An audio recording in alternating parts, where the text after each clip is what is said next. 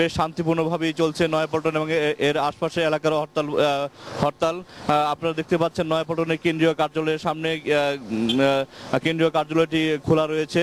৫ জানুয়ারি নির্বাচনের পর এটাই বিএনপির জোটের প্রথম হরতাল এবং সেই হরতালে এখনো নয়াপল্টনে কোনো ধরনের ধরপাকড়ের ঘটনা ঘটেনি। কেন্দ্রীয় কার্যালয়ের ভিতরে রয়েছেন বিএনপির ভারপ্রাপ্ত মহাসচিব মির্জা ফখরুল ইসলাম আলমগীর, যিনি ভোর ৬টার কিছুক্ষণ আগে তিনি কেন্দ্রীয় কার্যালয়ে প্রবেশ করেছেন। এছাড়া আমার হাতে যে দুটি সংবাদ রয়েছে সেটি হচ্ছে যে শাহবাগ এলাকায় ছাত্রদল একটি মিছিল বের করে এবং তারা সেখানে একটি গাড়ি ভাঙচুর করে এবং পুলিশ তাদেরকে লাঠিপেটা করে ছত্রভঙ্গ করে দেয়। আর মগবাজারে জোটের অন্যতম শরিক জামায়াতে ইসলামীর মিছিল হয়েছে এবং রাস্তায় তারা টায়ার জ্বালিয়ে বিক্ষোভ করেছে। তো এই ছিল এখানকার সবশেষ পরিস্থিতি। আরেকটু বিষয় জানিয়ে রাখি যে নয়াপল্টনের প্রতিটি অলিতে-গলিতে ব্যাপক সংখ্যক পুলিশ মোতায়েন করা হয়েছে। র্যাবও অবস্থান করছে, সাদা পোশাকে গোয়েন্দা পুলিশ অবস্থান করছে। সদা সতর্ক অবস্থায় তারা রয়েছে, তবে কোনো ধরনের অপ্রীতিকর ঘটনা ঘটেনি। নাদিরা, এই ছিল নয়াপল্টনের সবশেষ খবর আমার হাতে। জাহাঙ্গীর, আপনাকে ধন্যবাদ। দর্শক, নয়াপল্টন থেকে কথা বলছিলেন জাহাঙ্গীর আকন্দ। এই মুহূর্তে হরতালের খবর সংগ্রহ করতে আমাদের সিনিয়র রিপোর্টার রোকনুজ্জামান রয়েছেন যাত্রাবাড়িতে। আমরা এখন সরাসরি তার সঙ্গে কথা বলছি। রোকন, এখনো পর্যন্ত হরতালের সবশেষ কি খবর রয়েছে আমাদের জানান। নাদিরা, এই মুহূর্তে রয়েছে আমি যাত্রাবাড়িতে হরতাল পরিস্থিতি সকাল থেকে এখন পর্যন্ত ২০ দলীয় জোটের যে সংবিধান সংশোধন করে সংসদের হাতে বিচারপতিদের অপসারণের ক্ষমতা নিয়ে আসার প্রতিবাদে যে হরতাল, সেই হরতাল এখন পর্যন্ত হরতালের পরিস্থিতি কিন্তু শান্তিপূর্ণ রয়েছে। আমার পিছনেই দেখতে পাচ্ছেন যে প্রচুর সংখ্যায় কিন্তু গণপরিবহন চলাচল করছে এবং একইভাবে কিন্তু আমরা যেটা দেখছি যে আইনশৃঙ্খলা রক্ষাকারী বাহিনী কিন্তু পুরো শুধু নয়, আমি একটু আগেও শনি রাস্তা থেকে শুরু করে প্রায় মতিঝিল পর্যন্ত অঞ্চলে ঘুরে এসেছি। অঞ্চল জুড়ে কিন্তু এরকম মোড়ে প্রধান সড়কগুলোর প্রতিটি মোড়েই আইনশৃঙ্খলা রক্ষাকারী বাহিনী অবস্থান নিয়ে রয়েছে এবং একইভাবে কিন্তু আমরা রাস্তার অবস্থা যদি দেখি, রাস্তার অবস্থাও কিন্তু গণপরিবহনের সংখ্যা আমরা দেখছি যে সিটি সার্ভিস যেসব চলাচল করে বাস, সেই বাস কিন্তু চলাচল করছে, তবে রাস্তায় কিন্তু কোনো প্রাইভেট কার বা অন্যান্য ব্যক্তিগত গাড়ি চলাচল আমরা একেবারেই দেখছি না। তবে কিছু সিএনজি চলাচল করছে। আর সামনেই রয়েছে আমার সায়দাবাদ বাস স্ট্যান্ড। এখানে অন্যতম একটি ঢাকা থেকে অন্যান্য জেলার সাথে যোগাযোগের যে বাস টার্মিনাল, সেখান থেকেও কিন্তু দূরপাল্লার কোনো বাস এখন পর্যন্ত ছেড়ে যায়নি। আর হরতালের সময় এখন পর্যন্ত আমরা যতটুকু খবর পেয়েছি যে এই এলাকায় তৎপরতা, পিকেটারদের যেসব তৎপরতা, তার মধ্যে শুধু আমরা রায়পুর এবং ধলপুরে দুটি মিছিলের চেষ্টা করেছি, যদিও পুলিশের তৎপরতায় সেই মিছিল প্রধান সড়ক আসতে পারেনি। এই পর্যন্তই এই পুরো যাত্রা থেকে শুরু করে শনি রাখা পর্যন্ত হরতাল পরিস্থিতি। নাদিয়া। রোকন, আপনাকে ধন্যবাদ। দর্শক, যাত্রাবাড়ি থেকে কথা বলছিলেন আমাদের সিনিয়র রিপোর্টার রোকনুজ্জামান। কারণ বাজারে রয়েছেন আমাদের রিপোর্টার সঞ্জিত আহমেদ, কথা বলছি তার সঙ্গে। সঞ্জিত, কারণ বাজারে হরতাল পরিস্থিতি কি দেখছেন? নাদিরা, যেটি হচ্ছে যে বিএনপি নেতৃত্বাধীন ২০ দলীয় জোট যে ১৬ সংশোধনী বাতিলের দাবিতে হরতাল ডেকেছে আজ সকাল সন্ধ্যা, সেই সকাল সন্ধ্যা হরতালের কিন্তু প্রথম ভাগের চিত্র যদি আপনারা দেখেন, ঠিক আমার পেছনে সার্ক ফোয়ারার সামনে, এখানে গণপরিবহন, সিএনজি, রিক্সা বেশ ভালোই কিন্তু চলাচল করছে, তবে সেটা কিন্তু স্বাভাবিক দিনের তুলনায় অনেকটাই কম। আর আপনি জানেন যে আজকে রাজধানী ঢাকাতে সকাল থেকেই বৃষ্টি হচ্ছে, তো সেই বৃষ্টির কারণে কিন্তু এখানে যেটি হচ্ছে যে সাধারণ জনগণের চলাফেরা এবং গণপরিবহনের সংখ্যা কিন্তু আমরা অনেকটাই কম দেখছি। তবে আরেকটি বিষয় হচ্ছে যে পাবলিক ট্রান্সপোর্ট কিছুটা থাকলেও এখানে কিন্তু ব্যক্তি মালিকানার যে গাড়িগুলো, সেই গাড়িগুলো কিন্তু খুব একটা চলাচল করছে না। খুব নেহাত প্রয়োজনে যারা বের হওয়ার তারাই কিন্তু বের হচ্ছে। আমি সকাল থেকে তেজগাঁ, মোহাম্মদপুর, মহাখালী এসব বিভিন্ন এলাকায় ঘুরে এসেছি। সেখানে কিন্তু হরতালের নাশকতা বা হরতালের মধ্যে যে পিকেটিং হয়, সেই পিকেটিংয়ের কোনো চিত্রই কিন্তু এখনও পর্যন্ত আমার চোখে পড়েনি। শান্তিপূর্ণভাবে পালিত হচ্ছে এই সকাল সন্ধ্যা হরতাল। আর যেটি হচ্ছে যে হরতালকে কেন্দ্র করে রাজধানীর বিভিন্ন পয়েন্টে কিন্তু আইন শৃঙ্খলা বাহিনীর ব্যাপক মোতায়েন আমরা লক্ষ্য করছি। নাদিরা। সঞ্জিত, আপনাকে ধন্যবাদ। দর্শক, কারণ বাজার থেকে কথা বলছিলেন সঞ্জিত আহমেদ। এদিকে হরতাল ঠেকাতে গতরাত পর্যন্ত রাজধানী সহ সারা দেশ থেকে অন্তত ৭০ জন নেতাকর্মীকে আটক করা হয়েছে বলে অভিযোগ করেছে বিএনপি। রবিবার সন্ধ্যায় দলের নয়াপল্টন কেন্দ্রীয় কার্যালয়ে সংবাদ সম্মেলনে বিএনপির যুগ্ম মহাসচিব মোহাম্মদ শাহজাহান এই অভিযোগ করেন। হরতালকে কেন্দ্র করে সারা দেশে পুলিশ দলীয় নেতাকর্মীদের গ্রেপ্তার ও হয়রানি করছে বলেও অভিযোগ করেন তিনি। এসব নেতাকর্মীদের অবিলম্বে মুক্তির দাবিও জানান তিনি। হরতালকে ঘিরে উস্কানিমূলক আচরণ করে বিএনপি নেতৃত্বাধীন জোটকে বৃহত্তর আন্দোলনের দিকে ঠেলে না দিতে সরকারকে হুঁশিয়ার করেন বিএনপির এই নেতা। বেগম খালেদা জিয়াকে গ্রেপ্তারের হুমকি দিয়ে প্রধানমন্ত্রী শেখ হাসিনার বক্তব্যের কড়া সমালোচনা করেন মোহাম্মদ শাহজাহান। জামাতের সঙ্গে আওয়ামী লীগের কোনো আঁতাত হয়নি বলে দাবি করেছেন অর্থমন্ত্রী আবুল মাল আব্দুল মুহিত। জামাত ও বিএনপি আঁতাতের কথা ছড়াচ্ছে বলে অভিযোগ করেন তিনি। এদিকে আওয়ামী লীগের প্রচার সম্পাদক হাসান মাহমুদ বলেছেন, শুধু 20 দলীয় জোটই নয়, বিএনপিও ভাঙবে, একটু অপেক্ষা করলেই তা স্পষ্ট হবে। দিনে রাতে বিএনপি নেতাদের অনেকেই সরকারের সঙ্গে যোগাযোগ করছে বলেও জানান আওয়ামী লীগের এই প্রচার সম্পাদক। তাইমুর রশিদের রিপোর্ট। বঙ্গবন্ধু অ্যাভিনিউয়ে হরতাল বিরোধী সমাবেশে আওয়ামী লীগ নেতারা বলেন, বেগম জিয়ার ইন্ধনেই হরতাল ডেকেছে জামাত। আদালতের রায়ের বিরুদ্ধে হরতাল, তাই এই কর্মসূচি আদালত অবমাননা বলে দাবি তাদের।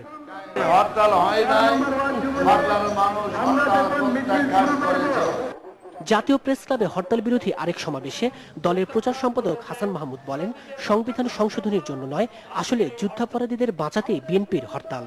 শুধু 20 দলীয় জোটের নেতা নয়, অনেক বিএনপি নেতাও দিনে এবং রাতে আমাদের সাথে যোগাযোগ করেন। শুধু 20 দলীয় জোটে ভাঙন নয়, আপনারা দেখতে পাবেন বিএনপির মধ্যেও ভাঙন দেখা দিয়েছে। এছাড়া রাজধানীর বিভিন্ন এলাকায় হরতাল বিরোধী সমাবেশ করে যুবলীগ। এদিকে সচিবালয়ে সাংবাদিকদের সঙ্গে আলাপে অর্থমন্ত্রী আবুল মাল আব্দুল মুহিত বলেন, জামাতকে আইন করে নিষিদ্ধ করা হলে দলটির নেতারা আন্ডারগ্রাউন্ডে চলে যাবে, নৈরাজ্য করবে। বিদেশি কোনো চাপের কথা আবারও নাকচ করে দেন তিনি। When you have a leech like Jamaat in a country, it will continue to happen. This bloody party has no right to exist. That's my personal to this country view. Total rubbish. And it is deliberately created by Jamaat or by BNP, one of them. Jamaat আমাদের সঙ্গে কথা বলবে, what are you talking? We simply hate the sight of Jamaat. বাইরে কে আছে? Who is pressing? Nobody. No. Huh? Only USA.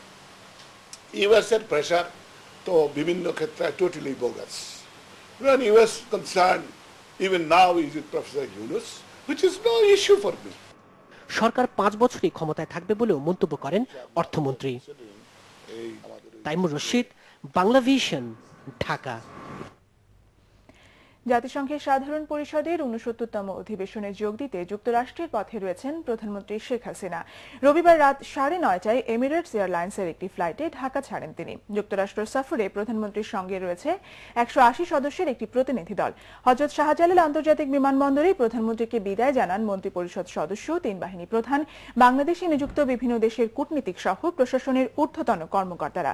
আগামী 24 September সাধারণ পরিষদের উদ্বোধনী অধিবেশনে যোগ দেওয়ার পাশাপাশি জাতিসংঘ মহাসচিবের দেয়া সংবর্ধনা ও মধ্যাহ্ন ভোজে অংশ নেবেন প্রধানমন্ত্রী। সাধারণ পরিষদের অধিবেশনে ভাষণ দেবেন 27 সেপ্টেম্বর। সম্মেলনের পাশাপাশি ভারতের প্রধানমন্ত্রী নরেন্দ্র মোদী সহ বিভিন্ন দেশের সরকার প্রধানের সঙ্গেও বৈঠক করবেন প্রধানমন্ত্রী শেখ হাসিনা। এর আগে বিকেলে বঙ্গভবনে রাষ্ট্রপতি মোহাম্মদ আব্দুল হামিদের সঙ্গে সৌজন্য সাক্ষাৎ করেন প্রধানমন্ত্রী। প্রায় 1 ঘণ্টার বৈঠকে নিউ ইয়র্কে জাতিসংঘের সাধারণ অধিবেশনে যোগদানের বিষয়টি রাষ্ট্রপতিকে অবহিত করেন তিনি। রাষ্ট্রপতিও প্রধানমন্ত্রীকে তার হজ পালনে সৌদি যাওয়ার বিষয়টি জানিয়েছেন।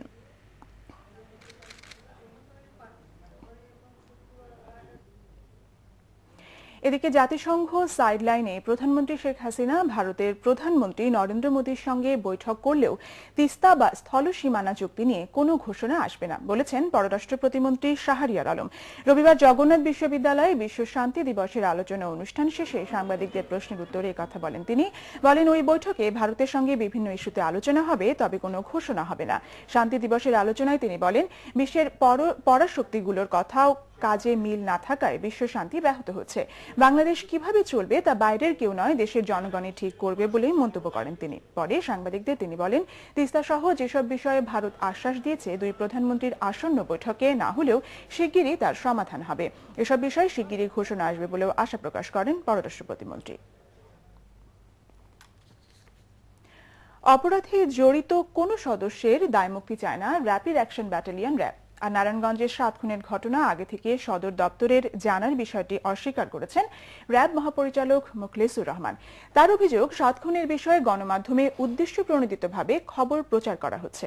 রিপোর্ট এসএম ফায়েজ। গোটা দেশকে নাড়া দেয় গত 27শে এপ্রিল নারায়ণগঞ্জে 7 জনকে অপহরণের পর খুনের ঘটনা। এক পর্যায়ে ওই গুম খুনে জড়িত থাকার অভিযোগে গ্রেফতার করা হয় র্যাব 11 এর সাবেক 3 কর্মকর্তাকে। পরে আদালতে স্বীকারোক্তিমূলক জবানবন্দিও দেন তারা। গেল বৃহস্পতিবার মানবাধিকার লঙ্ঘনের অভিযোগে র্যাবকে দায়মুক্তি না দিতে বাংলাদেশ সরকারের প্রতি আহ্বান জানায় ইউরোপীয় ইউনিয়ন। এ বিষয়ে ইইউ পার্লামেন্টে একটি যৌথ প্রস্তাবও পাশ করা হয়। এর 3 দিন পর রবিবার গণমাধ্যমের কাছে মুখ খোলেন র্যাবের মহাপরিচালক। র্যাবকে কোনো দায় মুক্তি গড়ে দিয়ে দেওয়া হয়নি। যদি দায় মুক্তি দেওয়া হতো তাহলে এত লোকের চাকরি কিভাবে গেল, এত লোকের বিচার এখন আদালতে কিভাবে হচ্ছে, এত লোকের বিরুদ্ধে ইনকোয়ারি এগুলি কিভাবে হচ্ছে। তাহলে দায় মুক্তি যদি দেওয়া হতো তাহলে সেগুলি হতো না। তাইলে দায় মুক্তির কথা যেটা বলা হয়েছে এটি আসলে আমি মনে করি যে এই তথ্য কিংবা এই সংবাদটি সঠিক নয়। নজরুলকে ধরতে র্যাব সদর দপ্তরের নির্দেশের বিষয়টিও অস্বীকার করেন তিনি। বলেন এই বিষয়ে আগ থেকে কিছুই জানতেন না তারা। অপরাধী যে যখন অপরাধ করে তখন আর সে কোনো দলের থাকে না বা কিংবা কারো কোনো অর্গানাইজেশনের থাকে না। এই বিষয়ে র্যাব সদর দপ্তর অবশ্যই কিছু জানে না। যারা যেখানে এই ঘটনা ঘটিয়েছে ব্যক্তিগতভাবে যদি কেউ দায়ী হয় তার বিরুদ্ধে গণমাধ্যমে লিখতে পারে, কিন্তু অর্গানাইজেশনের বিরুদ্ধে কিংবা অর্গানাইজেশনকে আঘাত করে কিংবা অর্গানাইজেশনকে ধ্বংস হতে পারে এরকম কিছু করা সঠিক না। র্যাবের মহাপরিচালক বলেন অভিযুক্তরা ব্যক্তিগতভাবেই ঘটিয়েছেন এই ঘটনাটি। SM Foyez, Bangla Vision, Dhaka. বিচারকদের স্বাধীন না করলে এবং আইন শৃঙ্খলা বাহিনীকে রাজনৈতিক স্বার্থে ব্যবহার করা হলে দেশে কোনোদিনই শান্তি ও মানবাধিকার প্রতিষ্ঠা পাবে না বলে মন্তব্য করেছেন জাতীয় মানবাধিকার কমিশনের চেয়ারম্যান ডক্টর মিজানুর রহমান। সকালে মিরপুর সেনানিবাসে বাংলাদেশ ইউনিভার্সিটি অব প্রফেশনাল ইনস্টিটিউটে আন্তর্জাতিক পিস ডে উপলক্ষে আয়োজিত সেমিনারে এই মন্তব্য করেন তিনি। আমাদের বিচারকরা নিজেরা স্বাধীন হতে না শেখেন, তারা নিজেরা যদি নিজেদেরকে পরাধীন করে রাখেন, পরাধীন বিচারপতিদেরকে কেউ কোনো আইন দিয়ে স্বাধীনতা প্রদান করতে পারে না। আমাদের এখানে শান্তি, ন্যায় বিচার, মানবাধিকার প্রতিষ্ঠিত হতে পারে না যদি রাষ্ট্রের আইন শৃঙ্খলা রক্ষার ভার যদি শুধুমাত্র কপালীদের হাতেই থাকে। শুধু কপালেরই সবকিছু দেখবে, অন্যরা দেখবে না, এটা কখনো গ্রহণযোগ্য হতে পারে না। কোরবানির ঈদ সামনে রেখে রাজধানীতে এবার 19টি পশুর হাট বসানোর পরিকল্পনা নিয়েছে 2 সিটি কর্পোরেশন। এসব হাটের ইজারা দেয়া হবে 3 থেকে 5 দিনের জন্য। অবশ্য গাবতলীর মতো স্থায়ী পশুর হাটগুলোকে ঘিরে এরই মধ্যে ব্যাপারীদের প্রস্তুতি শুরু হয়েছে। তবে সীমান্ত দিয়ে অবাধে ভারতীয় গরু আনতে থাকায় গতবারের মতো এবারও বিপুল লোকসানের আশঙ্কায় দেশি গরুর ব্যাপারীরা। রকুনুজ্জামানের রিপোর্ট। এবার কোরবানির ঈদ সামনে রেখে রাজধানীতে 19টি পশুর হাট বসানোর পরিকল্পনা করছে সিটি কর্পোরেশনগুলো। 8টি হাটের ইজারা দেওয়ার কাজ এরই মধ্যে শেষ করেছে ঢাকা উত্তর সিটি কর্পোরেশন। উত্তর আজমপুর সরকারি প্রাথমিক বিদ্যালয় মাঠ, মিরপুর 6 নম্বর সেকশন, উত্তরা 11 ও 13 নম্বর sector, Banani Kakoli railway station, Agargaon বস্তির খালি জায়গায় বরাবরের মতো বসছে এসব হাট। আর ঢাকা দক্ষিণ সিটি কর্পোরেশনে ইজারা দেবে 11টি অস্থায়ী পশুর হাটের। এগুলোর প্রক্রিয়াও প্রায় চূড়ান্ত। তবে এবার দক্ষিণে পশুর সবচেয়ে বড় হাট আরমানিটোলার হাট না বসানোর সিদ্ধান্ত নিয়েছে সিটি কর্পোরেশন। মূলত ঈদের দক্ষিণবঙ্গের ঘরমুখী মানুষের যানজটের দুর্ভোগ কমাতেই এই সিদ্ধান্ত। পরিচ্ছন্ন বিভাগের একটা বিশাল চ্যালেঞ্জ প্রতি বছরের কোরবানির মৌসুমটি। আমরা অন্যান্য বছর যে সমস্ত উদ্যোগগুলো নিয়ে থাকি এবছরও তার থেকে বেশি টাকায় আমরা উদ্যোগ নিচ্ছি।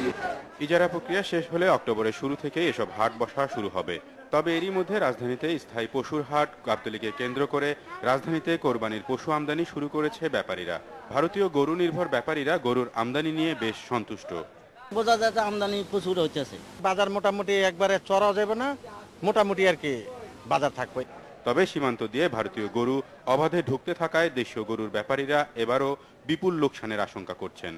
ছাগল কেনা জন্য এবারও গরু কেনা যাবে না। বর্ডারের গরু, ভারতের গরু বোঝা হয়ে গেছে টাকা, বাংলাদেশের গরু কোনো মূল্য নেই। বর্ডারের গরু যে চাপ, তাতে আমাদের বাংলাদেশের গরু যে পরিমাণ আছে তাতে যেভাবে যা পাইলেছে বা কিনেছে অর্ধেক টাকা লস হবে। আমরা তো ধরেন গরু, চাষি গরু বিক্রি করি, ঠিক আছে, এগুলো ধরেন আপনার সব আমরা তো ইয়েতে মরে যাবো। দেশীয় খামার আর গরু ব্যাপারীদের রক্ষায় এখনই সীমান্ত দিয়ে ভারতীয় গরু প্রবেশ নিয়ন্ত্রণের দাবিও জানান তারা। রকুনুজ্জামান, বাংলা ভিশন, ঢাকা। রাজধানীর ফকিরাপুল কালভার্ট রোডের প্যারামাউন্ট হাইট ভবনে লাগা আগুনে একজন নিহত হয়েছেন এবং আহত হয়েছেন অন্তত 5 জন। রাত 11:15টার দিকে ভবনের 3 তলা সিঁড়ির পাশ থেকে আগুনের সূত্রপাত বলে জানিয়েছেন ফায়ার সার্ভিসের পরিচালক অপারেশন মাহবুবুর রহমান। ফায়ার সার্ভিসের 10টি ইউনিট ঘণ্টাখানেকের চেষ্টায় আগুন নিয়ন্ত্রণে আনে, তবে প্রাথমিকভাবে ক্ষয়ক্ষতির পরিমাণ জানা যায়নি। 14 তলা ভবনটিতে রয়েছে বিভিন্ন প্রতিষ্ঠানের অফিস। ভবনটিতে আটকে পড়া একজন নিহত হয়েছেন, তবে অন্যদের ফায়ার সার্ভিস কর্মীরা নিরাপদে উদ্ধার করে আনে।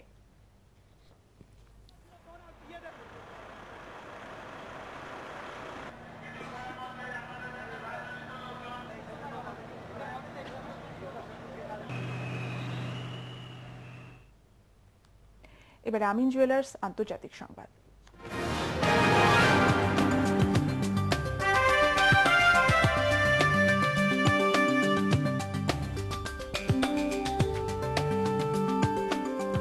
যুক্তরাষ্ট্রের নিউ ইয়র্কে জাতিসংঘের জলবায়ু সম্মেলনকে সামনে রেখে বিশ্বজুড়ে বিক্ষোভ সমাবেশ পালন করা হচ্ছে। জলবায়ুর পরিবর্তন ঠেকাতে জরুরি পদক্ষেপ গ্রহণের দাবিতে রবিবার বিশ্বের বিভিন্ন দেশে হয়েছে সমাবেশ। সবচেয়ে বড় বিক্ষোভ সমাবেশ হয়েছে নিউ ইয়র্কের সেন্ট্রাল পার্কে। আর এই সমাবেশে অংশ নেন জাতিসংঘের মহাসচিব বান কি মুন, সাবেক মার্কিন ভাইস প্রেসিডেন্ট আল গোর, বিখ্যাত মার্কিন অভিনেতা অভিনেত্রী সহ লাখো মানুষ। জলবায়ু শোভাযাত্রা হয়েছে যুক্তরাজ্যের নিউ ক্যাসেল, ম্যানচেস্টার, লন্ডন ও এডিনবরায়। লন্ডনের শোভাযাত্রায় নেতৃত্ব দেন অভিনেত্রী এমা থমসন। খারাপ আবহাওয়ার মধ্যেও প্যারিসে বিক্ষোভে যোগ দেন হাজারো মানুষ। এছাড়া জার্মানি, ব্রাজিল, অস্ট্রেলিয়া সহ অন্তত 160টি দেশে এই জলবায়ু সমাবেশ হয়েছে। আর এই সমাবেশে যোগ দেন দেশগুলোর হাজারো মানুষ। এ সময় তারা জলবায়ু পরিবর্তন রোধে বিশ্ববাসীকে আরও সক্রিয় হওয়ার অনুরোধ জানান।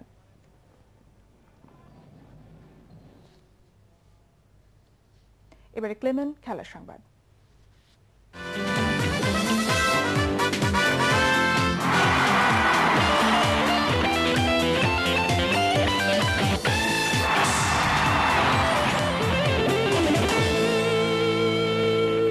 ফুটবল। বুধবার শুরু হচ্ছে ইসলামী ব্যাংক জাতীয় স্কুল ফুটবল টুর্নামেন্টের খুলনা বিভাগের খেলা। চলবে 28শে অক্টোবর পর্যন্ত। খুলনা বিভাগের পর পর্যায়ক্রমে বাকি 6 বিভাগের জেলা পর্যায়ের খেলা অনুষ্ঠিত হবে। দ্বিতীয়বারের মতো এই টুর্নামেন্ট আয়োজন করতে যাচ্ছে বাফুফে। এই উপলক্ষে বাংলাদেশ ফুটবল ফেডারেশন ভবনে এক সংবাদ সম্মেলনে জানানো হয়, সারা দেশের মোট 5000 স্কুল অংশ নেবে এবারের প্রতিযোগিতায়। প্রত্যেকটি উপজেলা থেকে 10টি করে স্কুল অংশ নিচ্ছে প্রথম পর্যায়ের বাছাই রাউন্ডে। জেলা পর্যায়ের সেরা 2 দল নিয়ে হবে বিভাগীয় পর্যায়ের খেলা। ঢাকা বাদে 6 বিভাগের চ্যাম্পিয়ন ও রানার্স আপ 12টি দলের সঙ্গে ঢাকা বিভাগের সেরা 4টি দল নিয়ে হবে চূড়ান্ত পর্বের খেলা। চূড়ান্ত পর্বের চ্যাম্পিয়ন দল 10 লাখ টাকা আর রানার্স আপ দল পাবে 5 লাখ টাকা। সংবাদ সম্মেলনে উপস্থিত ছিলেন বাফুফের সিনিয়র সহ সভাপতি সালাম মুর্শিদি।